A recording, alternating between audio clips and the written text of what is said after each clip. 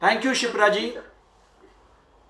Respected Professor Geeta Singh, Director, CPDHE, University of Delhi, my dear young friend and academician Nityanand Agasti ji, Sachin ji, and all esteemed faculty members, research scholars who are attending this FDP on research methodology. My greetings on behalf of Asia's first media university and India's largest media university and the beautiful lake city of Bhopal. मैं बधाई देना चाहता हूं CPDHE Delhi university को कि कोई भी संगठन, कोई भी संस्था कभी साल में एक दो प्रोग्राम बिल्कुल अलग से करें, वो तो सबको पता है। लेकिन पिछले जब से लेकर डॉक्टर गीता सिंह जी ने कार्यभार संभाला है, ये जो अथक प्रयास है, वो जो स्वामी विवेकानंद जी का जो मैसेज है, arise awake and stop not, वो गीता जी ने वो स्टॉप नॉट पर इतना जोर दिया है कि रुकने का नाम ही नहीं है। CPDHE जो है एक धारा प्रवाह एकेडमिक क्षेत्र में अलग अलग विषयों को लेकर देश के गणमान्य विद्वानों को सामने सभी के यंग रिसर्च स्कॉलर्स के मध्य लाकर उनको एक नया डायमेंशन देने का जो प्रयास लगातार चल रहा है। मैं खुद इस यात्रा का लगभग कम से कम 50-60% कार्यक्रमों में मेरी भी भागीदारी रही है। और एक बार तो पूरा एक सेशन हमने मीडिया पर आयोजित किया था, and I had the privilege of anchoring that entire 15-day program. So it's always a privilege to be at CPDHE. It has become a second home for all of us. So my compliments to Geeta ji. आज आपने research methodology पर जब विषय के बारे में नित्यानंद जी ने मुझसे चर्चा की, तो मैंने कहा कि देखिए, मेरा विषय मास कम्युनिकेशन है। जीवन का लगभग 4 दशक मैंने मास कम्युनिकेशन में दिया है, both as a practitioner, as a researcher and as an academician. I have taught at different universities across the country, including JNU, including Delhi University, and now I am in Central India. And it has always been, mass communication is a very dynamic subject where you are witnessing radical revolutionary changes with every passing day. Now, why should I be speaking about communication research to scholars who may not have any linkages to communication per se? For the simple reason that there is no aspect of our life where communication is not involved. There is no aspect. In fact, there is no aspect of governance where communication is not involved. Communication has become central, integral, whether it is politics, whether it is economics, whether it is disaster. If there is a natural disaster, the first and foremost thing is to communicate to the maximum number of people so that we are able to save lives. In fact, when we had set up the Special Center for Disaster Research, SCDR, at Jawaharlal Nehru University, one of the most important components of that disaster research was communication.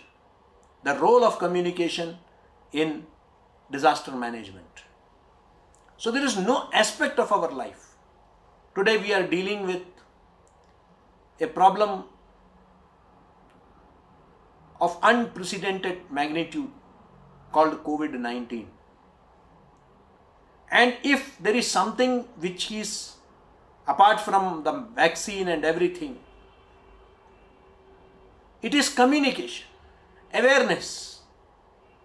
Awareness is the key. And it is communication that is creating this awareness.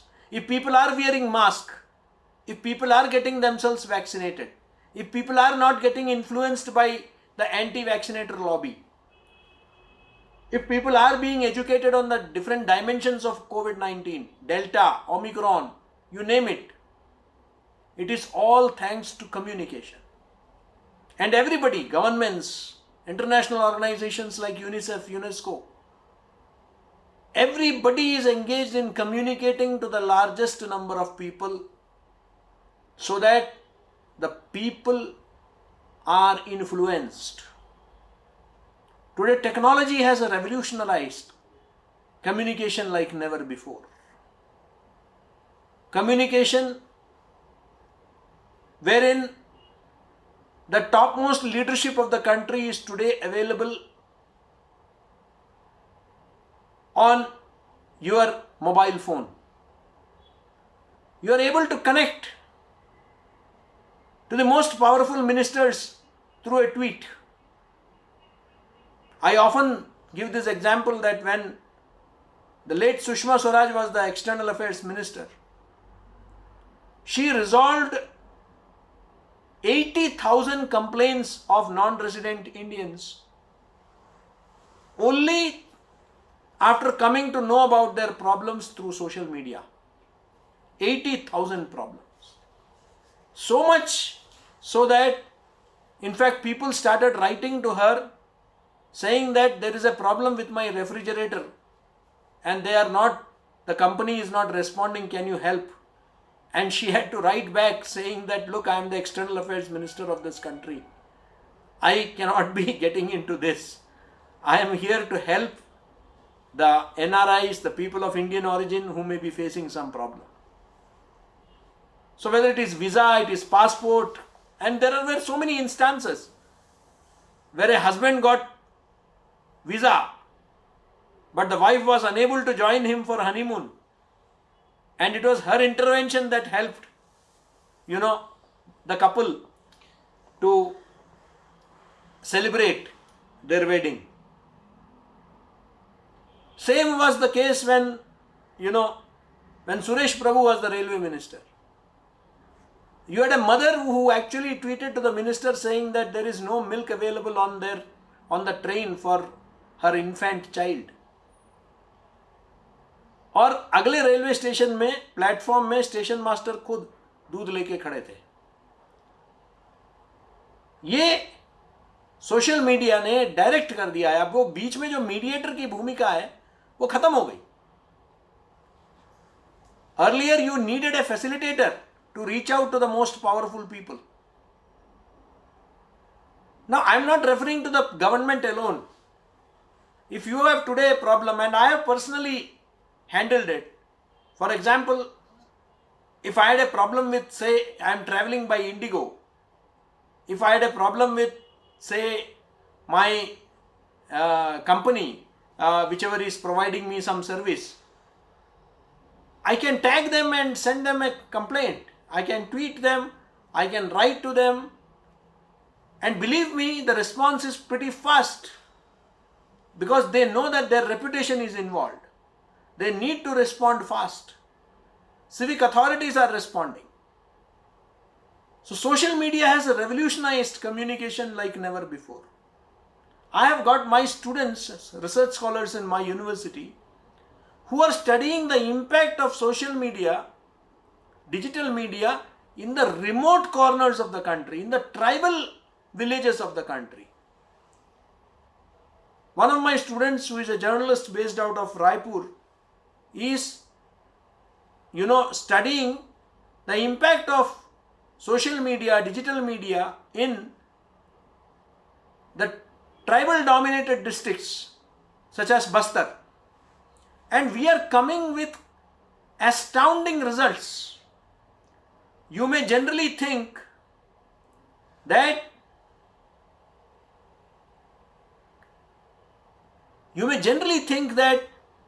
Twitter is only used by the by the urban population. You will be surprised that Twitter is being extensively used in the rural areas also of this country. YouTube, Facebook, people are using these to highlight their problems in a big way. There is this friend of mine in Chhattisgarh who runs a Bluetooth radio called CG Swara Net, Chhattisgarh Swara Net. Now, using Bluetooth technology, they are able to reach out to the people in the remote tribal districts. Similar experiments are being undertaken in different parts of the, not just by governments. People are raising their own issues. People are no more dependent on the so-called mainstream media to highlight their problems. अब वो निर्भर नहीं है तथाकथित मुख्य धारा की media पर, वो अपने विषयों को लेना जानते हैं. बुंदेलखंड में खबर लहरिया है जो महिलाएं चला रही हैं. वहां उनकी समस्याएं क्या है, वो अंतर्राष्ट्रीय स्तर पर संयुक्त राष्ट्र में क्या हो रहा है, कोंगो में क्या हो रहा है, दुबई में क्या हो रहा है, इससे ज्यादा वो बॉदर्ड नहीं है. लेकिन हां, बुंदेलखंड में किसी कस्बे में बाजार में पीने का पानी नहीं है, जब लोग खरीदारी के लिए आते हैं तो वहां एक प्याऊ लगाने की जरूरत है. इस खबर को वो प्रमुखता देते हैं और उसका नतीजा ये है कि वो प्याऊ वहां लग जाता है. स्थानीय प्रशासन को जगा देते हैं वो. और ये कोई तथाकथित मुख्य धारा की मीडिया नहीं कर रही है, ये कर रहे हैं स्थानीय स्तर पर, और वो कोई पत्रकार भी नहीं कर रहे हैं. आज लोगों को ट्रेनिंग दिया जा रहा है, प्रशिक्षण दिया जा रहा है कि वो किस तरीके से अपने बातों को ज्यादा से ज्यादा लोगों तक रखें. जब मैं भारतीय जनसंचार संस्थान का महानिदेशक था तो हमने वहां सोशल मीडिया के माध्यम से दिव्यांगजनों के लिए हमने फेसबुक के साथ मिलकर एक प्रशिक्षण वर्ग रखा. हमने उनसे कहा कि देखिए, हम मानते हैं कि तथाकथित मुख्य धारा की मीडिया जो डिफरेंटली एबल्ड या फिजिकली चैलेंज्ड है या विजुअली चैलेंज्ड है, उनका विषयों को नहीं उठाती है. तो इसलिए अब आप उन पर निर्भर मत रहिए, हम आपको प्रशिक्षण देंगे, आप अपने विषयों को कैसे उठाएं. और कोरोना काल में हर तरह के विषय पर चर्चा हुई, लेकिन दिव्यांगजनों को क्या दिक्कतों का सामना करना पड़ा, इस पर ज्यादा तथाकथित मुख्य धारा के मीडिया में नहीं हुई. इन विषयों को वो लोग खुद उठाए. तो communication has become a tool of empowerment. ये कम्युनिकेशन का महत्व है. आज community radio, when I was Director General at IIMC, we had established the Community Radio Empowerment and Resource Center, जिसके माध्यम से, सामुदायिक रेडियो के माध्यम से हम ज्यादा से ज्यादा लोगों तक पहुंचने का प्रयास कर रहे हैं. 2002 में जब इसकी नीति बनी तो टारगेट था कि लगभग 5000 लोगों तक community radios, 5000 community radio stations को हम स्थापित करेंगे. बड़े दुख की बात है कि 2022 में, 20 साल बाद, हम लोग मात्र 240 फंक्शनल कम्युनिटी रेडियो स्टेशंस इस देश में इस वक्त कार्यरत हैं. 15 किलोमीटर के रेंज में कम्युनिटी रेडियोस इतना महत्वपूर्ण भूमिका निभा सकती है, वहां विकास के प्रक्रिया को गति देने में बहुत बड़ी भूमिका उनकी हो सकती है.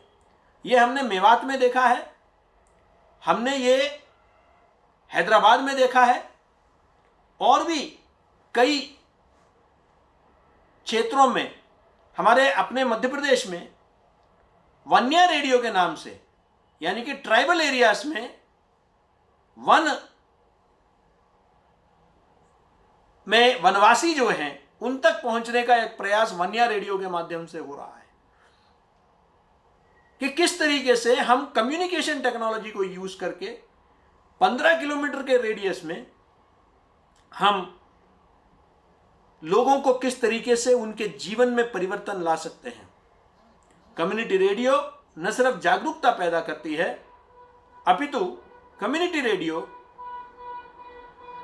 उस क्षेत्र के विरासत को, उस क्षेत्र के इतिहास को, उस क्षेत्र के संस्कृति को, उस क्षेत्र के लोक संगीत, लोकगीत, इनको संकलित कर सकती है।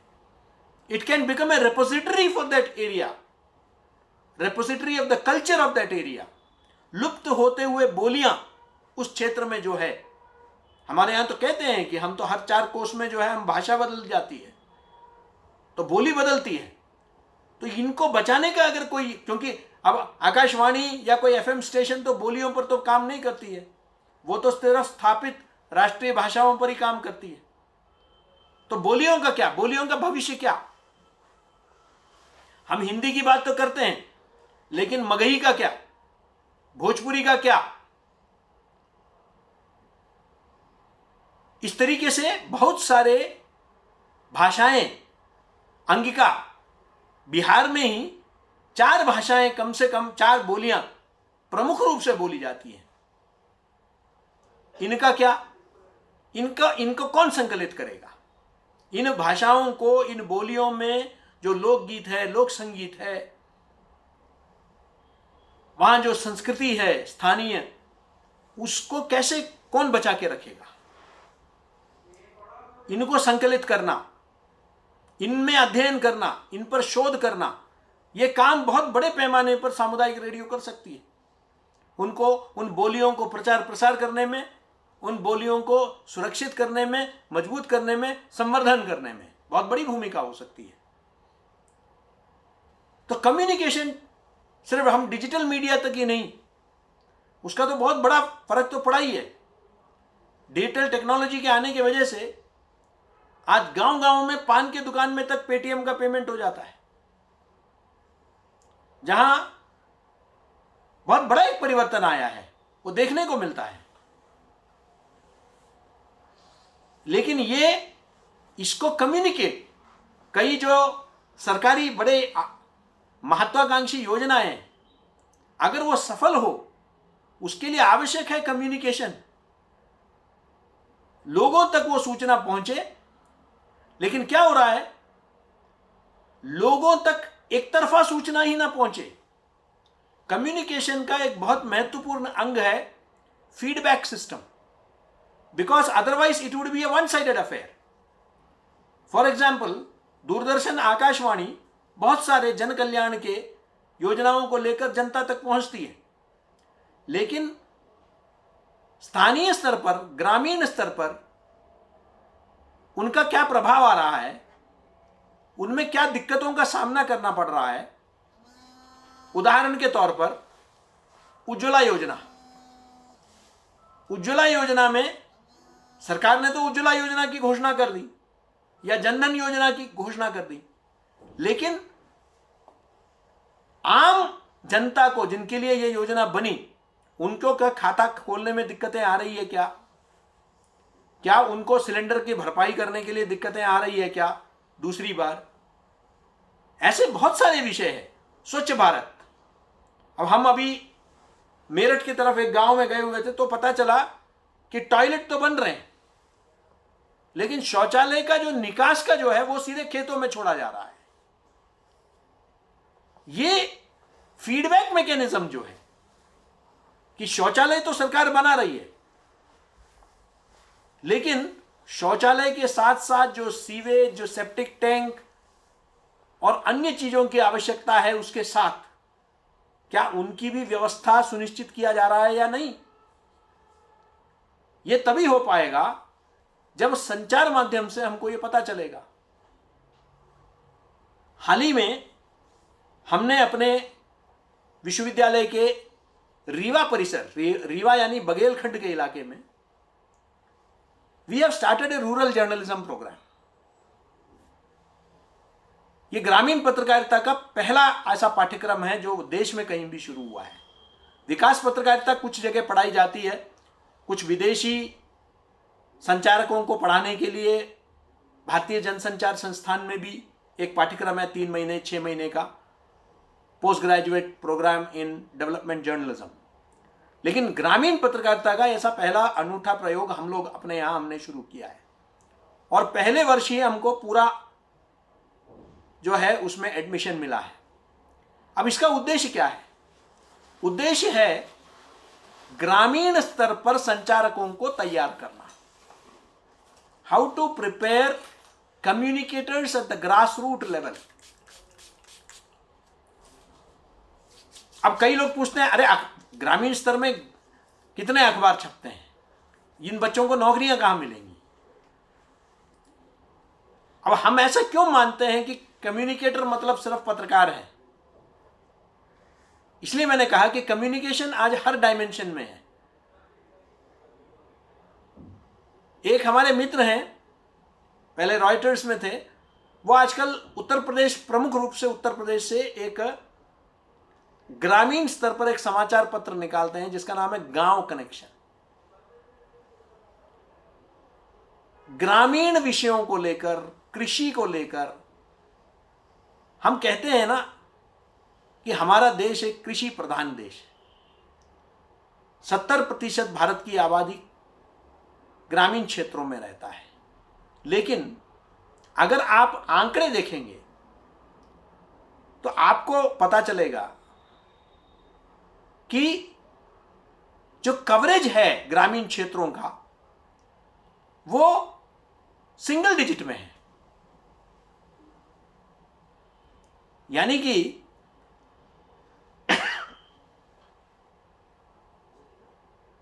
आपके गुड़गांव में पानी का भराव आ गया किसी मल्टी स्टोरी बिल्डिंग में, तो वो तो दिल्ली और एनसीआर के अखबारों की सुर्खियां बनेगी। लेकिन बिहार में अगर बाढ़ आ गई या असम में बाढ़ आ गई ब्रह्मपुत्र में, तो वो खबर अंदर के पृष्ठों में एक सिंगल कॉलम की खबर होगी। शायद बड़े चैनल्स तो दिखाएंगे भी नहीं। जबकि पानी का भराव अगर होता है किसी अपार्टमेंट में या किसी सेलिब्रिटी के घर पे, प्रतीक्षा में, मन्नत में, तो फिर वो बड़ी खबर बन जाती है। तो ये आवाज कौन उठाएगा? क्योंकि the primary responsibility of the media is to be the voice of the voiceless. यानी कि बेजुबानों की जुबान बनने का है सबसे बड़ी भूमिका। तो उन लोगों की समस्याओं को लोगों तक कौन पहुंचाएगा, उसके विभिन्न पहलुओं को। आपको सुनकर ताजुब होगा, मैं अभी कुछ समय पहले पटना कॉलेज गया था। जब भी मैं पटना जाता हूं तो पटना कॉलेज में मेरा एक व्याख्यान रहता है। तो वहां मैं कुछ विद्यार्थियों से गंगा जी के तट पर बैठकर कुछ चर्चा कर रहा था। पटना कॉलेज और का एक विशेषता यह है कि शायद विश्व के उन कम विश्वविद्यालयों में है जो किसी एक नदी के तट पर बने हैं। तो आप क्लासरूम से आप गंगा जी का दर्शन कर सकते हैं। तो वहां तट पर बैठकर हम चर्चा कर रहे थे, तो वो बता रहे थे कि बिहार में ऐसे कई जगह है जहां कई लोग बाढ़ का इंतजार करते हैं। वो कहते हैं कि उस बाढ़ के आने से हमारे यहां फर्टिलिटी बढ़ती है। ऐसा भी एक तबका है। अब ये पहलू, अब हम सब बाढ़ को कोसते हैं, बाढ़ हो गया सिर्फ नुकसान होता है। लेकिन एक ऐसा तबका जिन्होंने एक बहुत ऐसे महत्वपूर्ण बात भी कही कि ऐसे भी कुछ गांव हैं जहां कि हर वर्ष बाढ़ आता है तो वहां वो उपजाऊ बन जाता है वो जमीन, और उसका हम इंतजार करते हैं। ये चर्चाएं कहीं आपको मुख्य धारा में कि मीडिया में सुनने को मिलता है, पढ़ने को मिलता है क्या? सवाल ये है कि ये कम्युनिकेशन, ये जो विभिन्न पहलू है राष्ट्रीय जीवन के, इतनी विविधता है हमारे यहां, ये विविधता हमको दिखती नहीं है। अब एक मोनोकल्चर आज हमें मीडिया में दिखाई देता है। सब जगह एक जैसे, वही ब्रांड, अब सारे शहर भी एक जैसे लगने लगे। मुंबई, बंगलोर, कहीं भी चले जाइए वही ब्रांड, वही बिलबोर्ड, वही स्काईस्क्रेपर्स, सब एक जैसे लगने लगा है। बताना पड़ता है कि नहीं आप बेंगलोर में हैं, आप इंदौर में हैं, वरना सब एक जैसा लगता है। लेकिन ये विविधता कहीं खोती जा रही है। ये डायमेंशन है हमारे कल्चर के, जिसको सामने लाने की आवश्यकता है। ये जो विभिन्न रंग है जिससे ये हमारा इंद्रधनुष्य सजता है, इनको भी प्रचार प्रसार करने की आवश्यकता है, और ये काम कम्युनिकेशन करेगा। मैंने क्यों इतना समय कम्युनिकेशन के डायमेंशन पर मैंने ज्यादा जोर दिया? क्योंकि मैं चाहता हूं कि आप में से जो रिसर्च स्कॉलर्स हैं, आप में से कई लोग मुझसे भी ज्यादा जानकार भी होंगे, आप सब अपने अपने विषय के विशेषज्ञ भी हैं। कम्युनिकेशन का जो महत्व है वो आज बढ़ता जा रहा है, चाहे कोई भी डिसिप्लिन क्यों ना हो। मिसाल के तौर पर साइंस, मैं कई साइंस कम्युनिकेशन संस्थाओं से जुड़ा हुआ हूं। National institute of science communication का भी गवर्निंग बोर्ड का सदस्य हूं, डीएसटी में भी जुड़ा हुआ हूं। साइंस कम्युनिकेशन आज इतना महत्वपूर्ण हो गया है कि हम लोग अपने संविधान में कहते हैं to build a scientific temperament among our people. ये हमारा कॉन्स्टिट्यूशनल ऑब्लिगेशन है। ये साइंटिफिक टेम्परामेंट कहां से आएगा? आज भी हम बहुत सारे अंधविश्वास के शिकार हैं। हम देखते हैं कि कोरोना आ गया तो कुछ लोग कोरोना देवी की पूजा कर रहे हैं। हम लोग इस तरह के बहुत सारे अंधविश्वास, गलतफहमियों के शिकार हैं। आज भी विच हंटिंग होता है। कुछ प्रॉपर्टी महिलाओं का हड़पने के चक्कर से उनको डायन घोषित किया जाता है। ऐसे आज भी होते हैं। इस तरीके से बहुत सारी है चीजें जिसको लेकर वैज्ञानिक सोच हमारे लोगों के अंदर जगाने की आवश्यकता है। यह वैज्ञानिक सोच दो ही तरीके से हो सकता है। एक कि आम आदमी, जो पत्रकार हैं, ये जो संचारक हैं, उनको हम प्रशिक्षित करें, और दूसरा हम वैज्ञानिकों को आम आदमी की भाषा में लिखने के लिए तैयार करें। क्योंकि scientists are known to use very difficult jargon. Scientific jargon is use, so it is important that it is simplified for the benefit of the larger masses. किस तरीके से हम, चाहे इकोनॉमिक्स का टर्म हो या साइंस का टर्म है, इस टर्मिनोलॉजी को हम जनसाधारण की भाषा में हम किस तरीके से ला सकते हैं। अब मैं अक्सर उदाहरण देता हूं कि कई बार हमारे अखबार इकोनॉमिक्स में, इकोनॉमिक पेपर्स, पिंक पेपर्स इस्तेमाल करते हैं SPV, that the government has introduced an SPV for this particular mission. It is called a special purpose vehicle, SPV. अब those who are not in the know may think that a special purpose vehicle is something like a sports utility vehicle and SUV. ये SPV क्या है? ये भी कोई vehicle ही होगा, कोई गाड़ी होगी. Whereas it is not. It has nothing to do with an automobile. It is a via media. Madam आपसे अनुरोध मेरा अनुरोध है पार्टिसिपेंट से प्लीज म्यूट कर लीजिएगा, बीच में डिस्टरबेंस ना करें। Yes sir, please sir continue करिए जी। नाउ स्पेशल पर्पस व्हीकल हम किसी एक विशेष उद्देश्य के साथ हम उसके लिए एक रास्ता निकालते हैं कि उसके लिए हम क्रिएट करते हैं। लेकिन ये आम आदमी को कैसे समझाया जाए?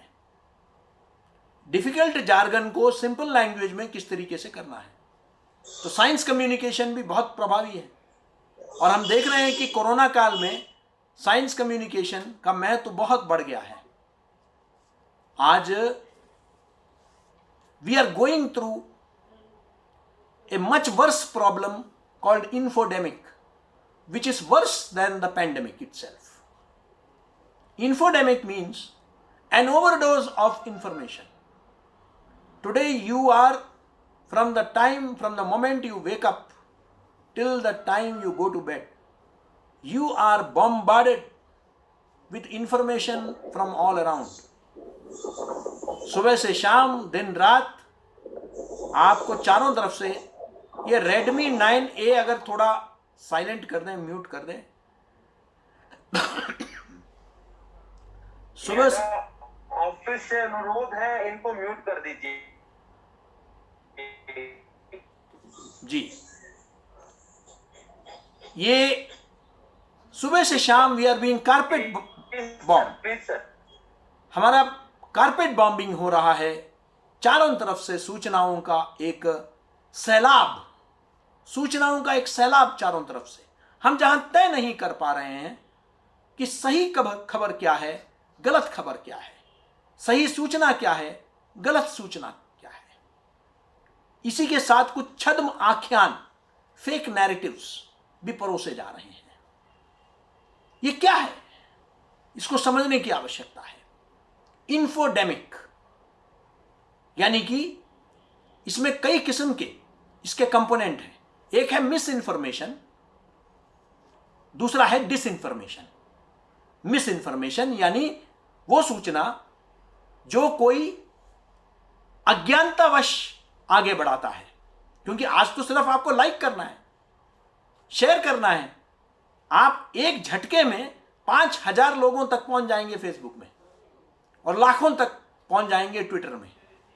तो एक गलत सूचना को अगर बगैर सोचे समझे अगर आपने अज्ञानतावश आपने उसको शेयर किया तो वो हो जाता है कि वो मिस इन्फॉर्मेशन, और खासकर जब पत्रकार के बैकग्राउंड चेकिंग के कमी से, फैक्ट चेकिंग के कमी से जब होता है तो वो लाखों लोगों को प्रभावित करता है।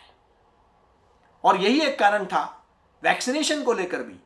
पहले मैं खुद WHO का पोलियो कम्युनिकेशन रिव्यू प्रोग्राम से जुड़ा हुआ था और मैंने देखा, हम लोगों ने देखा कि पश्चिमी उत्तर प्रदेश में और हुगली के पास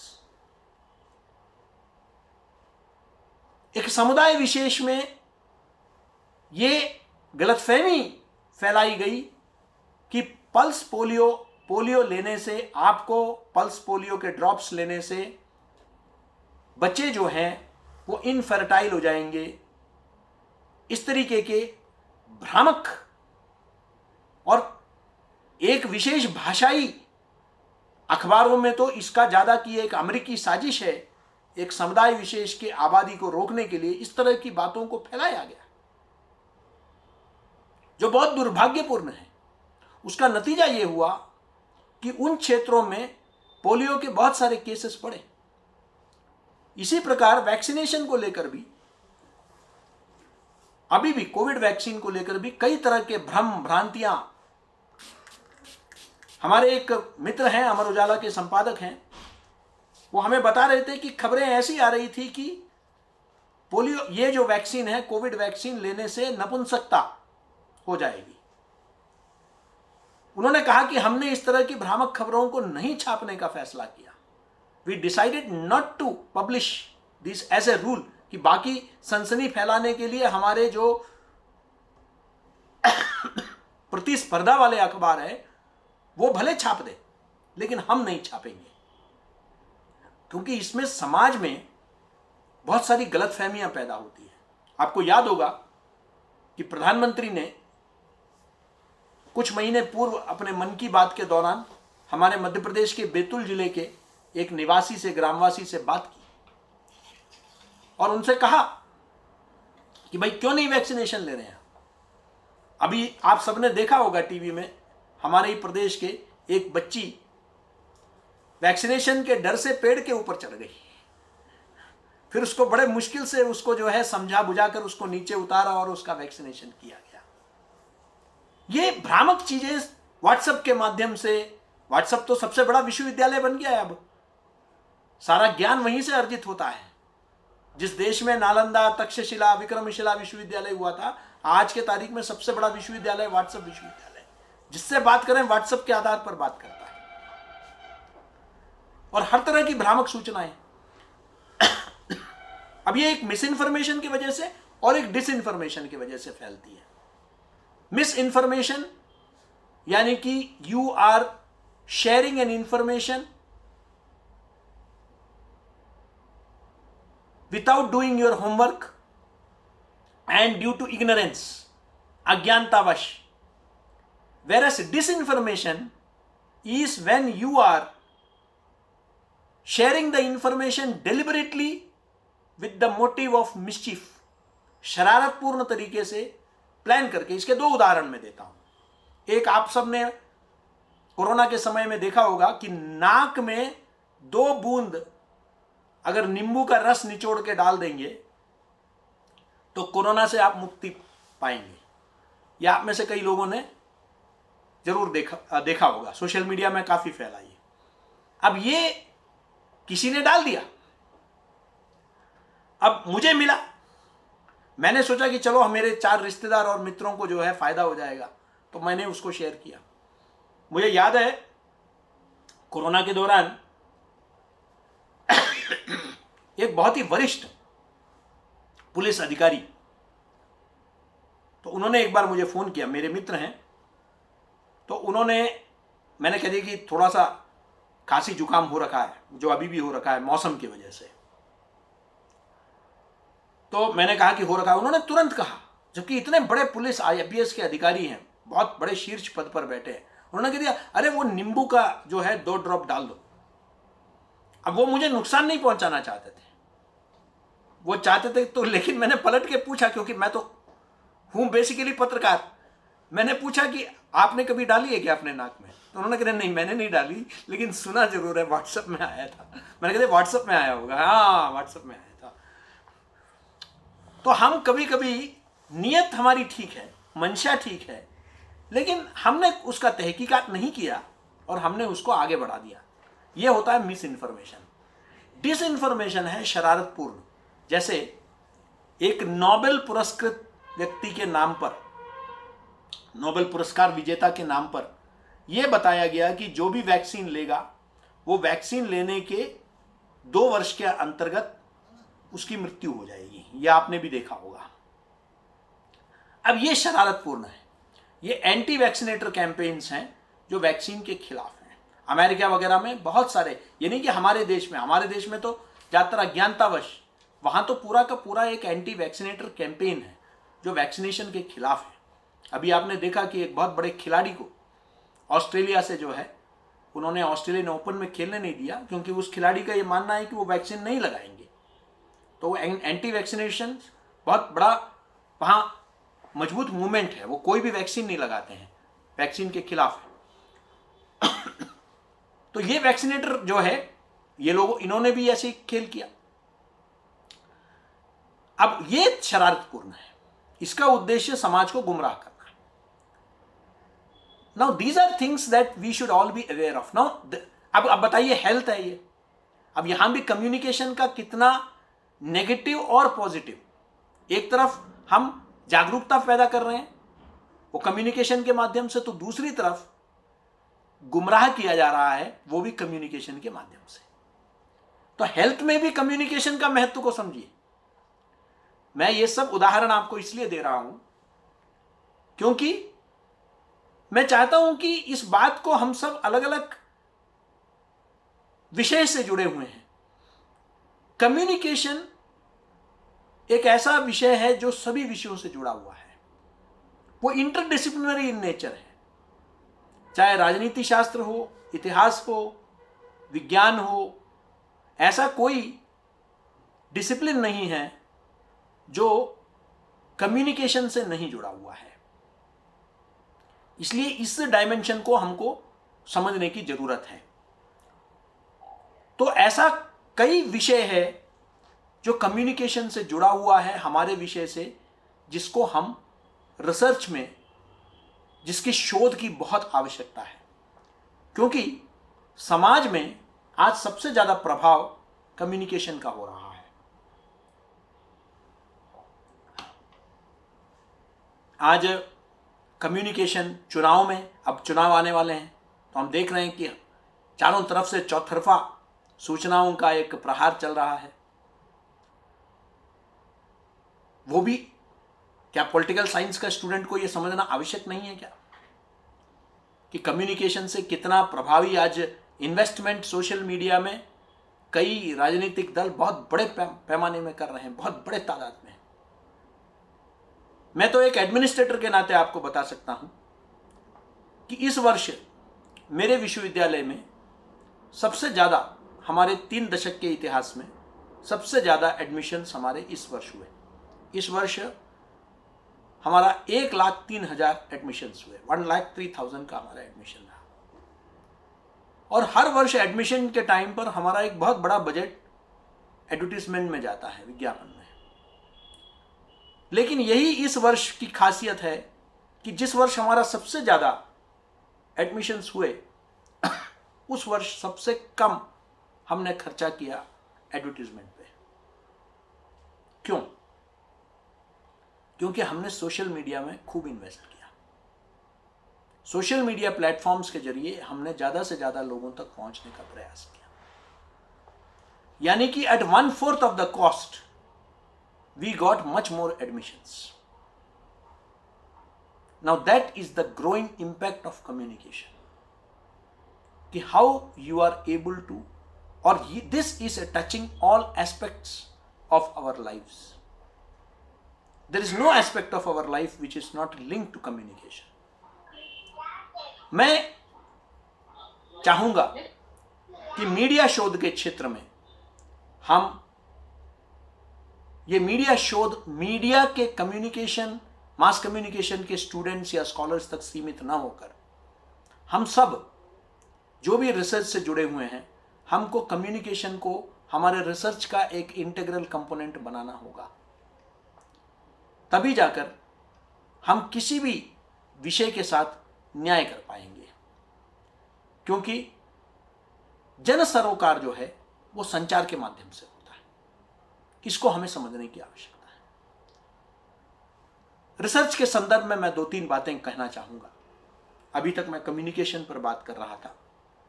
रिसर्च, देखिए, राष्ट्रीय शिक्षा नीति में हमने रिसर्च को बहुत ज्यादा जोर दिया है, क्योंकि वैश्विक स्तर पर when you look at the international scenario, you find very few Indian institutions which are globally ranked, say in top 100, top 500. Why is it that we don't figure in those rankings prominently? Is it because our institutions are second rate? No. आज NASA के बड़े scientist, silicon valley के software के engineers, London Singapore के सबसे बड़े विख्यात doctors, ये सब भारतीय मूल के लोग हैं। और ये सब भारतीय मूल के ही नहीं बल्कि भारत से पढ़कर गए हैं। आज चाहे पराग अग्रवाल हो, जो ट्विटर के अब सीईओ बने हैं, सत्या नडेला हो, कोई भी बड़े नाम आप देख लीजिए, ये सब भारत से पढ़कर गए हैं।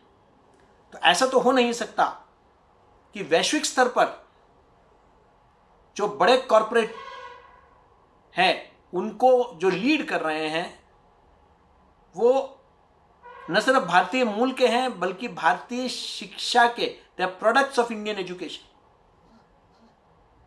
Indian education system. तो इंडियन एजुकेशन सिस्टम खराब हो तो ऐसे ग्लोबल बिजनेस लीडर्स को तो पैदा नहीं कर सकती है, ग्लोबल साइंटिफिक लीडर्स को तो पैदा नहीं कर सकती है। अब कई लोग कहते हैं ये तो इनका इंडिविजुअल कैलिबर है। मैं मानता हूं इंडिविजुअल में तो पूरे भारतीय जो है बहुत इंटेलिजेंट लोग हैं कई लोगों के बनिस्बत तुलना में, लेकिन जो हम लोग जिस तरीके से हमारे कमिटमेंट हैं हमारे टीचर्स के और हमारे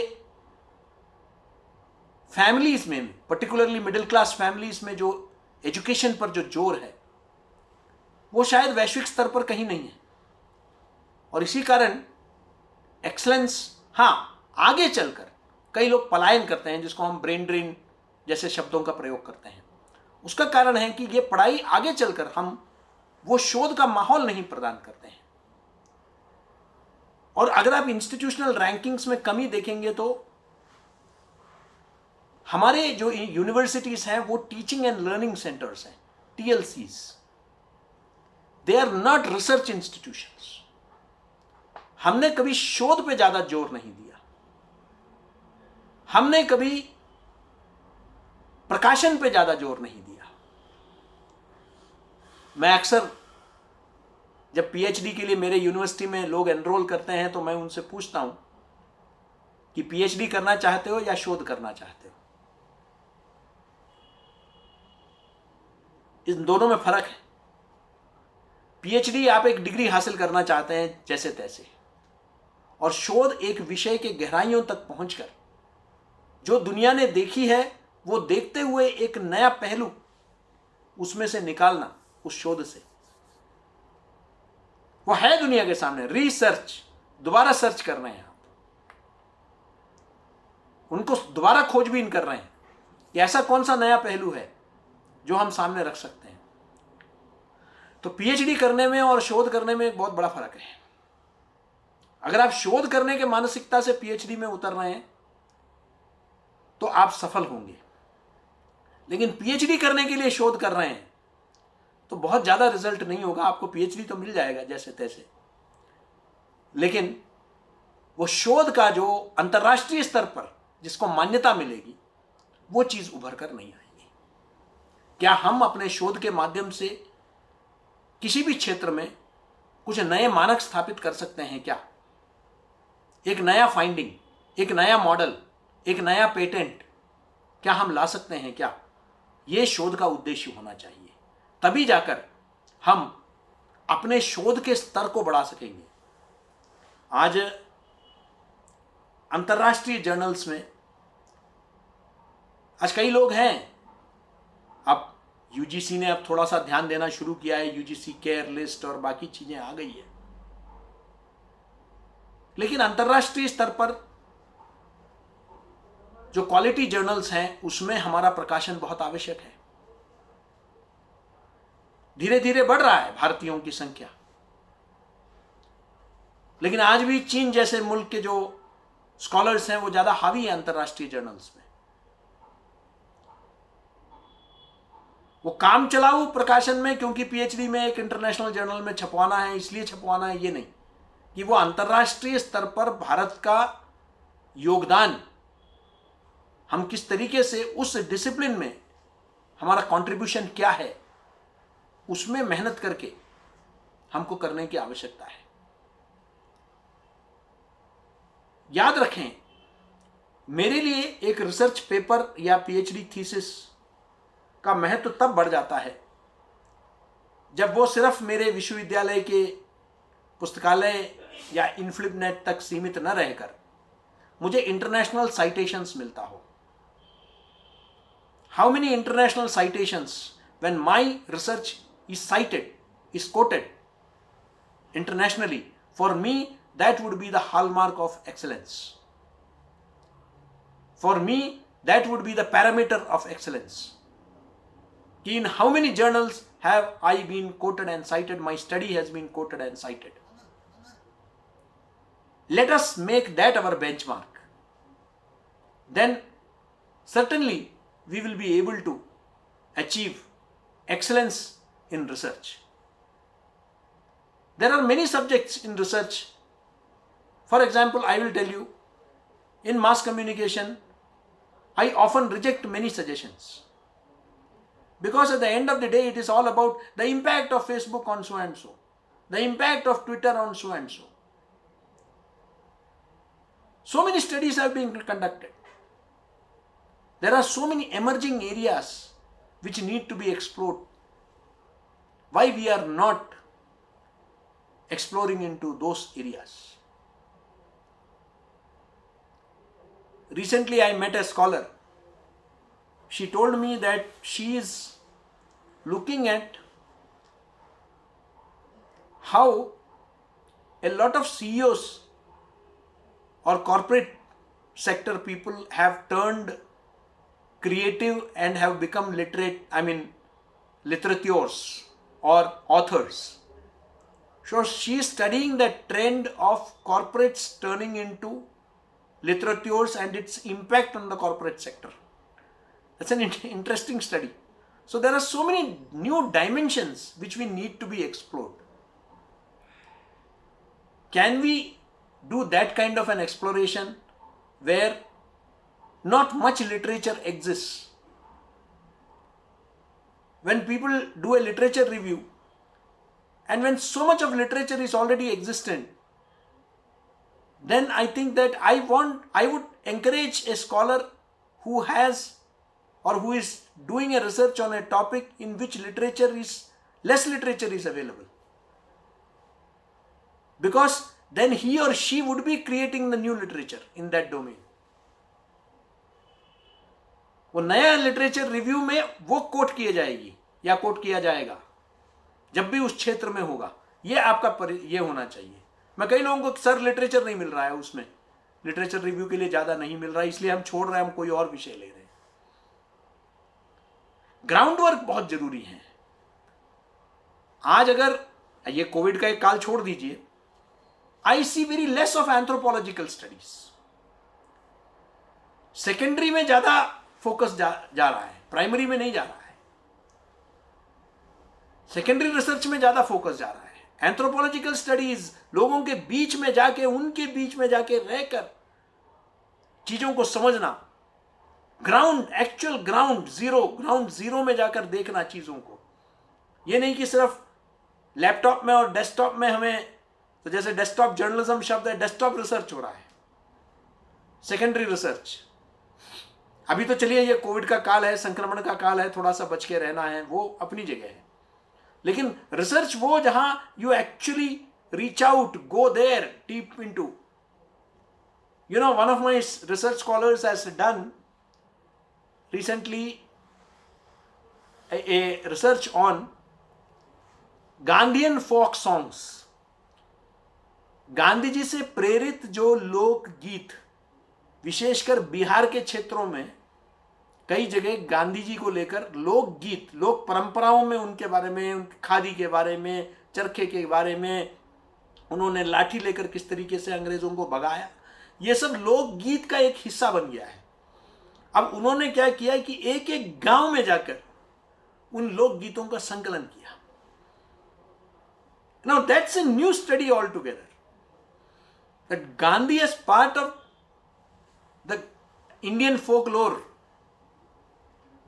उनको इतिहास के तो दृष्टि से हमने देखा है, उनके स्वतंत्रता में भूमिका के बारे में कही है, लेकिन आज वो उनका उस समय से, चंपारण में जब वो गए थे तब से लेकर जो बिहार के क्षेत्रों में जो लोकगीत के वो एक हिस्सा बन गए, लोक परंपराओं का वो हिस्सा बन गए हैं, उसका अध्ययन किया. बहुत ही ऐसा इंटरेस्टिंग डायमेंशंस क्या हम नहीं कर सकते हैं क्या? मुझे लगता है कि विषयों की कमी नहीं है, और खासकर भारत बोध, भारत को लेकर शोध. अभी हम बहुत सारे उन विषयों पर काम कर रहे हैं जो अक्सर दुनिया में कहीं भी हो सकता है, लोकेशंस वुड चेंज, लेकिन भारत को केंद्र में रखकर आज जो हम एक रिनायसा के टाइम से गुजर रहे हैं, जहां there is a greater understanding of India, it is important that these various cultural, ethnic dimensions of this country, traditional, it is rediscovered and brought to the fore. तो भारत को केंद्र में रख के जो शोध करना है, जहां हम अब जैसे कम्युनिकेशन, क्योंकि coming back before I conclude, Bharat में भी एक कम्युनिकेशन परंपरा रही है हजारों लाखों साल से। क्या हम लोग वेस्टर्न कम्युनिकेशन थ्योरीज को पढ़ते हैं, लेकिन इंडियन कम्युनिकेशन थ्योरीज, भरत मुनि का नाट्यशास्त्र भी is a treatise on communication, and there are so many suktas, the Aranyakas, the Upanishads, the Vedas, right from those times, you have a communication tradition. प्रश्नोत्तरी का एक संस्कार हमारे यहां सदियों से रही है, चाहे वो यक्ष प्रश्न का हो, चाहे वो कृष्ण अर्जुन संवाद हो, संवाद का आगे चलकर आदि शंकराचार्य और मंडन मिश्रा के बीच में जो हुआ, ऐसे एक संवाद का एक परंपरा हमारे देश में हजारों सालों से है।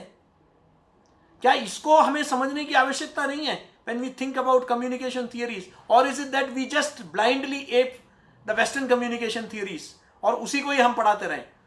इसलिए जब मैं आईएमसी में डीजी था तो मैंने इंडियन कम्युनिकेशन थ्योरी को इंटीग्रल पार्ट बनाया करिकुलम का, because we need to understand western also we need to learn. I'm not ruling it out, but we also need to understand our own communication theories, how it worked.